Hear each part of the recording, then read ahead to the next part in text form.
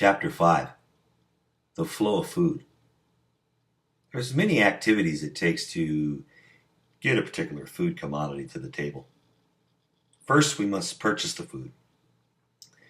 Then we must receive the food, store the food, prepare the food, cook the food, hold the food, cool the food, reheat the food, and serve the food. This is just an example of a flow of food.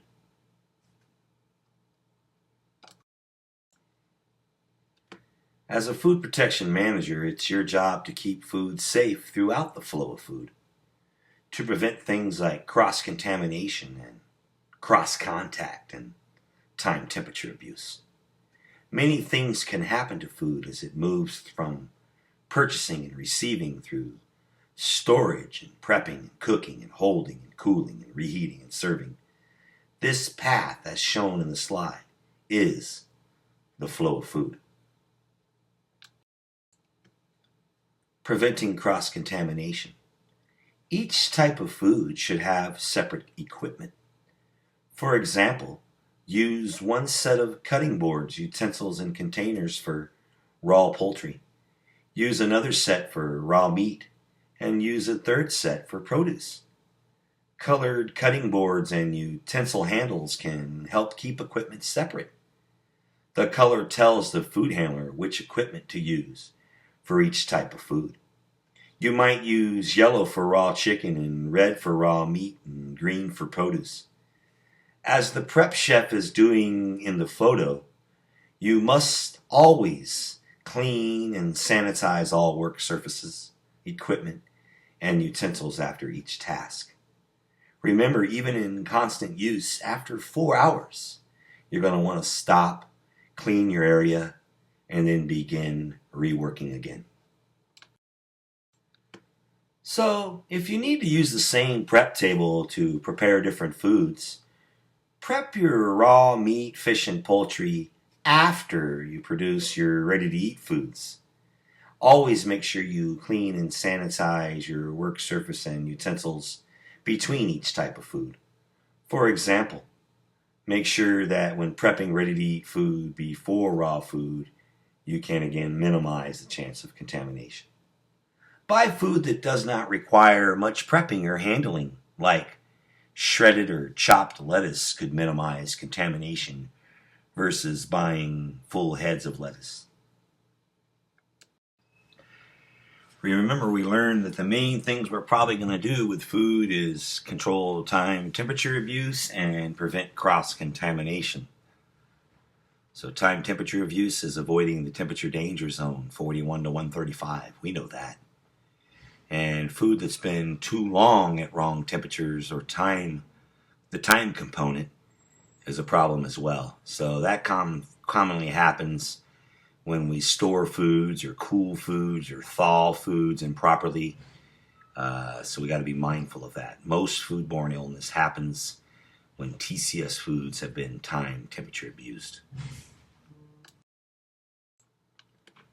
By keeping logs and charts and accurate available thermometers, you can avoid time temperature abuse by monitoring time and temperature, making sure you have the right types of thermometers, and you're regularly recording temperatures to minimize the amount of time that spends in the temperature danger zone, 41 to 135. Take corrective actions if time temperature standards are not met. This could mean throwing away the food. Learn which food items should be checked, how often, and by whom. Assign those duties to food handlers. Use timers in food prep areas to check how long it's in the time, temperature, danger zone. And have policy limiting the amount of time, food, and how much food can be removed from a cooler and when prepping or storing these types of foods. Choosing the correct thermometer. A bimetallic stem thermometer can check temperatures between 0 degrees Fahrenheit to 220 degrees Fahrenheit. This thermometer measures temperature through its metal stem. When checking temperatures, insert the stem into the food up to the dimple. You must do this because the sensing area of the thermometer goes from the tip of the stem to the dimple. This trait makes this thermometer useful for checking the temperature of large or thick foods. It is usually not practical for thin food, such as a hamburger patty. The calibration nut is used to adjust the thermometer to make it accurate. Thermocouples and thermistors.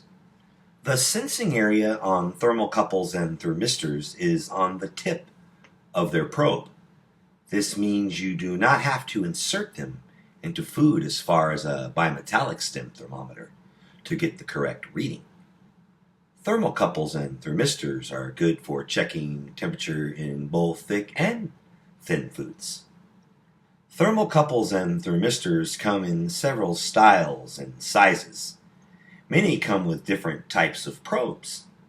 Immersion probes are used to check the temperature of liquids such as soups and sauces and frying oils. Surface probes are used to check if the temperature of a flat cooking equipment such as a griddle is sufficient. Penetration probes are used to check the internal temperature of food. Small diameter probes should be used to check the internal temperature of thin foods such as meat patties or fish fillets.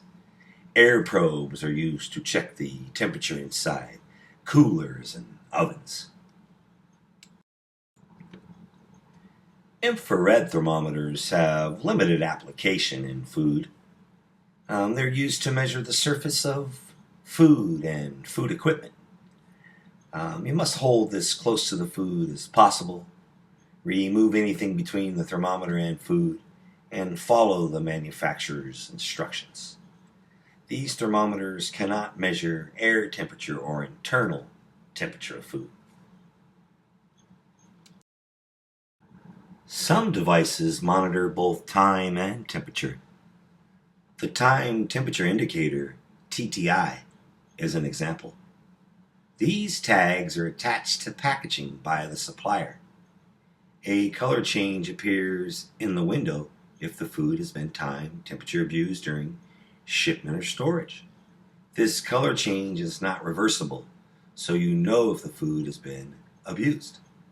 Some suppliers place temperature indicators inside the delivery trucks. These devices constantly change and record temperature. You can check the device during receiving to make sure the food was at safe temperatures while it was being shipped. Other tools are available that can manage or monitor temperature. A maximum registering thermometer is one.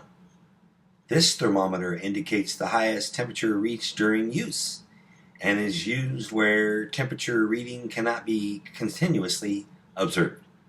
It works well when checking the final rinse temperatures of dishwashing machines.